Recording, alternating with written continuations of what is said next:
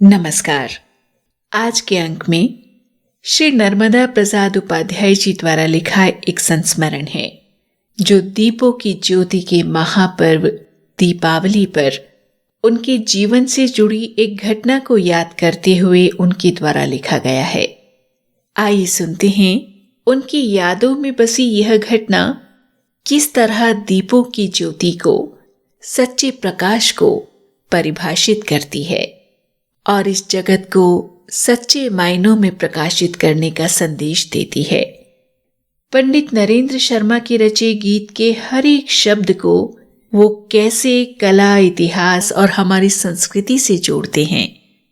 मन में भरी सच्ची उजास को एक सच्चे संकल्प पुरुष में पाकर उसको ज्योति कलश की संज्ञा देते हैं। इस संस्मरण का शीर्षक है ज्योति कलश छलके। विश्वनाथ जी के फोन ने बड़ी पुरानी स्मृति जगा दी।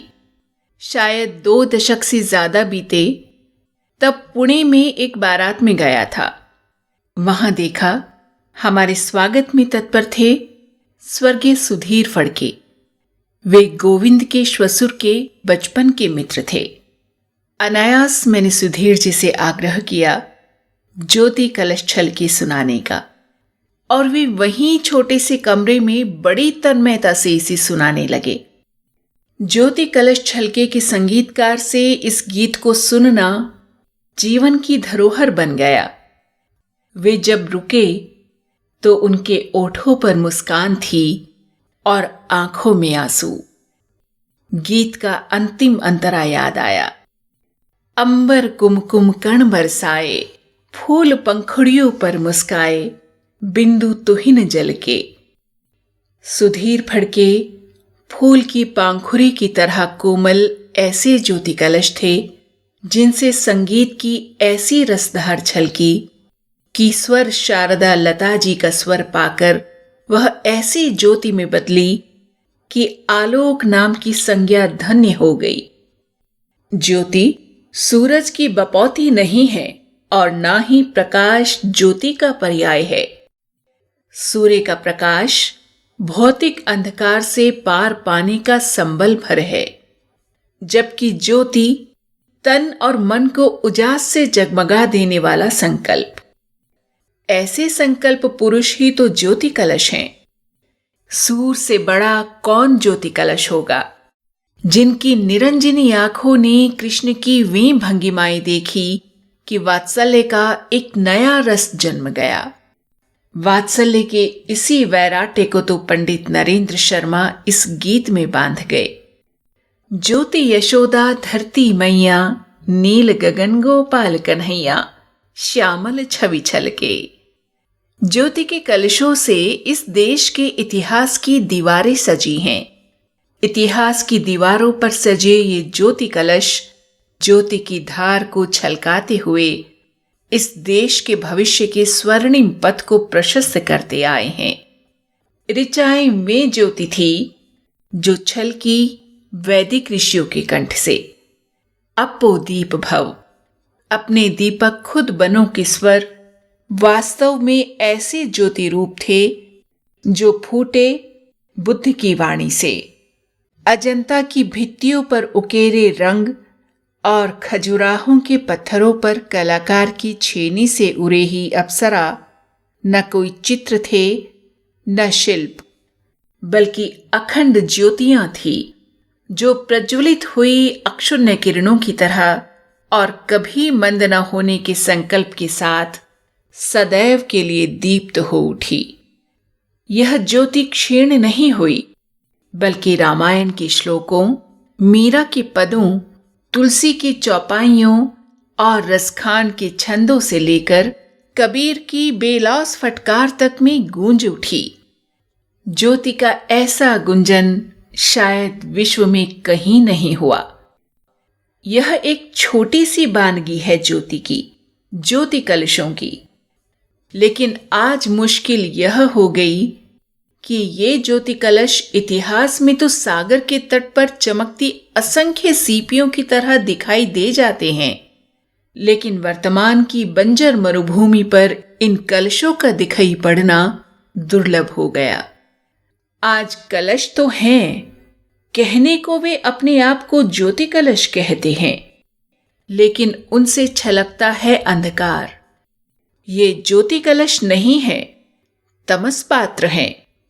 इन कलशों में उजास नहीं भरी, ये तो तमस से पूरित हैं। ये छद्म ज्योति कलश हैं और असंख्य हैं। बमुश्किल एक आध ज्योति कलश ऐसा दिखाई देता है जिसने कभी रामेश्वरम के तट पर नारियल का प्रसाद बेचते अपनी अस्मिता गढ़ी और फिर उपलब्धियों को अपनी अंजुरी में भर उनसे राम द्वारा प्रतिष्ठित इस ज्योतिर्लिंग का अभिषेक कर दिया। पिछले दिनों पूर्व राष्ट्रपति अब्दुल कलाम साहब के छोटे से ताड़ियों के दरवाजे वाले घर के सामने रामेश्वरम में खड़े होकर मुझे यही सब कुछ याद आया था। ज्योति का स्मरण करो तो बहुत कुछ याद आने लगता है। ज्योति के पर्याय ऐसे ज्योति व्यक्तित्व याद आने लगते हैं जिन्होंने अपने कृतित्व की उजास से इतिहास के उजले अध्याय रच दिए, लेकिन ये सब सिर्फ याद भर आकर रह जाता है। इनका स्मरण इनसे जुड़े अवसरों पर आता है, फिर सिर्फ कंठ की वाचालता तक यह स्मरण सीमित हो जाता है। ये हमारे स्वयं के कर्म में बदल नहीं पाता। ज्योति की ऊर्जा के ज्योतिर्मय रूपांतरण पर विराम लग गया। ये विराम कैसे हट पाए, आज का यही सबसे बड़ा प्रासंगिक और यक्ष प्रश्न है। ऐसा भी नहीं है कि यह विराम पूरी तरह लग गया हो। ये पूरी तरह नहीं लगा। ये विराम लगा है तो उन पर जिन पर हमारा भाग्य गढ़ने का दायित्व है। कुछ अपवाद हैं, लेकिन वे अपवाद ही हैं, और इतिहास में ऐसे चमत्कार बिरले होते हैं जब अपवाद भाग्य बदल दे या उसे इस रूप में गढ़ दे कि वह सौभाग्य बन जाए। आज की नई पीढ़ी जरूर भरोसा दिलाती है, लेकिन उसकी प्राथमिकताओं और प्रतिबद्धताओं को बदला जा रहा है।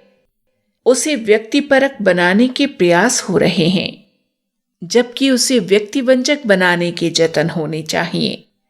जब यह पीढ़ी व्यक्तिवंजक बनेगी, तभी तो उसकी दृष्टि समग्र होगी, संकुचित नहीं होगी, और तभी वह कल के सपने सच कर पाएगी। तभी पूरी धरती का मुख उज्जवल हो सकेगा। इस गीत की ये पंक्तियां इसी आशा के साथ लिखी गई हैं।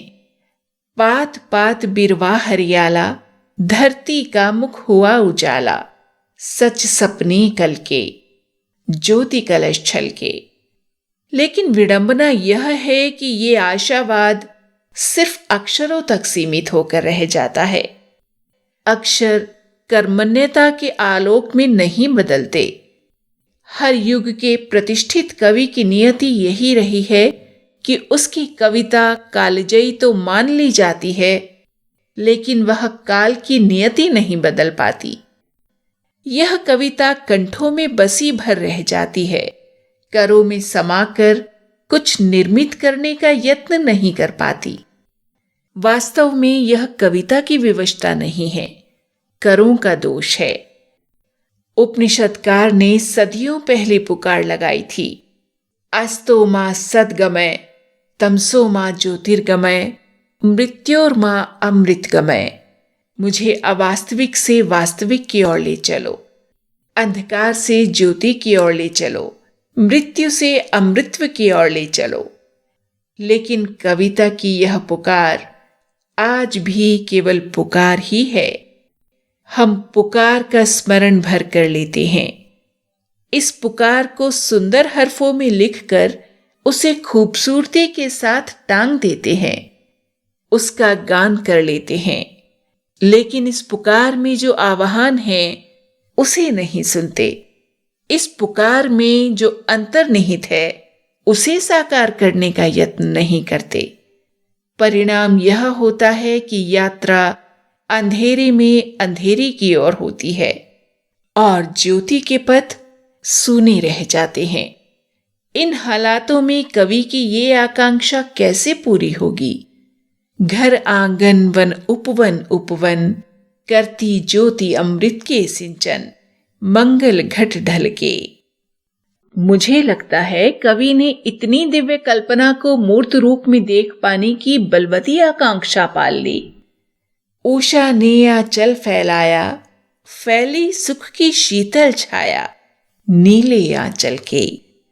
इसे आकांक्षा कहें, कवि का स्वप्न कहें, हैं बड़े मोहक, लेकिन इन्हें मूर्त रूप लेने में कितना समय लगेगा कौन जानता है। कवि के सपने यदि उसकी आकांक्षा के मुताबिक सच होने लगते तो फिर कवि नहीं होता, वह भगीरथ होता जो स्वर्ग से अपने सपनों की गंगा को धरती पर उतार लाया था। बहुत भोला होता है कवि, बड़ी जल्दी विश्वास कर लेता है, बड़ी जल्दी सपने बुन लेता है। वह भेद नहीं कर पाता ज्योति घटों में। कभी तुलसी ने इन ज्योति घटों को, जिन्हें वे कनक घट कहते थे, पहचानने की कोशिश की थी। मन मलिन तन सुंदर कैसे, विषरस भरा कनक घट जैसे। लेकिन इन विष भरे कनक घटों को पहचान लेने के बावजूद तुलसी बाबा किसी ऐसे कनक घट को हासिल नहीं कर पाए जिसमें विष न भरा हो। ज्योति पर्व पर इन ज्योति कलशों के बारे में विचार करते यही सब सोच रहा हूं। कैसे ऐसे ज्योति कलश फिर दिखने लगे जो बाहर और अंदर दोनों ओर से ज्योतिर्मय हो, जो तमस से नहीं ज्योति से पूरित हो, और जो छलना न हो, मरीचिका ना हो, भ्रम न दे ज्योति घट का। ये दीप पर्व ऐसे ही सच्चे ज्योति कलशों को भविष्य की दीवार पर सजाने का साक्षी बने, ताकि कहा जा सके कि इतिहास अपने आप को दोहराता है। ये ज्योति कलश वर्तमान के आंगन में भी सजें, ताकि इस युग का कवि आश्वस्त हो सके कि उसकी आकांक्षा मूर्त रूप ले सकती है और उसका यह लिखना सार्थक हो जाए। ज्योति कलश छलके, हुए गुलाबी लाल सुनहरे रंग बादल के। उषा ने आंचल फैलाया, फैली सुख की शीतल छाया। सच सपने कल के, ज्योति कलश छलके। ये था प्रख्यात कला इतिहासकार श्री नर्मदा प्रसाद उपाध्याय द्वारा लिखा गया दीपों के सच्चे प्रकाश को इस जग में बिखेर देने का संदेश देता ये संस्मरण, ज्योति कलश छलके।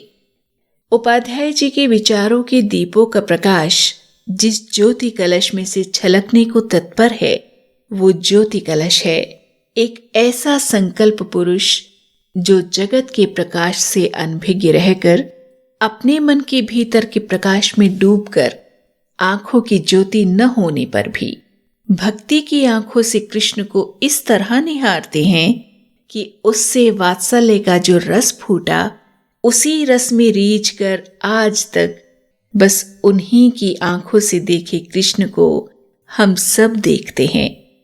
उपाध्याय जी ने इस ज्योति कलश को देखा संकल्प पुरुष सूरदास जी के हृदय में भरे प्रकाश में। ये अंक हम सब के भीतर के अंधकार को समझने और उस पर सही दिशा में कार्य करने के लिए हमें प्रेरित कर पाए। इसी मंगल कामना के साथ आप सभी को आपके जीवन को पल पल रोशन करते सच्चे संकल्प और रोशन विचारों के लिए हार्दिक शुभकामनाएं।